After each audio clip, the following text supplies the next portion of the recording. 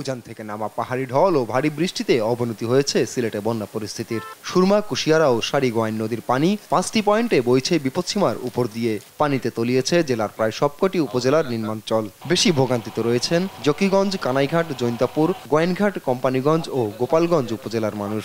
কালকে রাতকে পানি উঠছে, কোনো কমছে না। পানি টাঙ্গি দিলে পানি আর গান পুরা লোড, কেন তো পাই দেখা আটু পানি, এলাকার যাওয়া যান না, কবরিমা পানি। এভাবে আর কতদিন?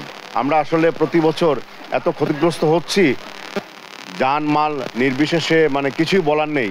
পানিতে ডুবেছে সিলেট শহরও। বাতিল করা হয়েছে সিটি কর্পোরেশনের সব কর্মকর্তা ও কর্মচারীর ছুটি। পানিতে নিমজ্জিত এলাকা ও আশ্রয়কেন্দ্র পরিদর্শন শেষে সিটি মেয়র জানিয়েছেন প্রয়োজনে সেনাবাহিনীর সহযোগিতা নেওয়ার কথা। সমস্ত কাউন্সিলররা ছুটি বাতিল করে আমরা 7টায় আজকে রাত থেকে কন্টিনিউয়াসলি আমরা থাকবো, অ্যালার্ট থাকবো এবং আমাদের কমান্ড সেন্টার আমরা ওপেন করে দিচ্ছি প্রোটেক্ট করার জন্য।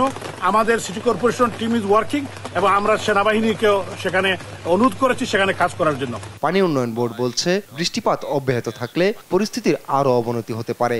পূর্বাভাস রয়েছে আগামী আরো 2 দিন বৃষ্টিপাত হওয়ার সম্ভাবনা আছে। আরো 1 দিন 2 দিন চলতে থাকে তাহলে হয়তো আর একটু অবনতি হইতে পারে। আর যদি বৃষ্টিপাত উজানে না হয়, কমে যায়, তাহলে আমাদের বন্যার স্বাভাবিক অবস্থা ফিরে আসবে।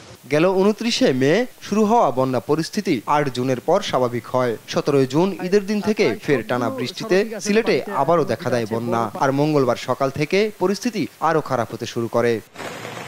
আপন অপু, নিউজ ডেস্ক, দেশ টিভি।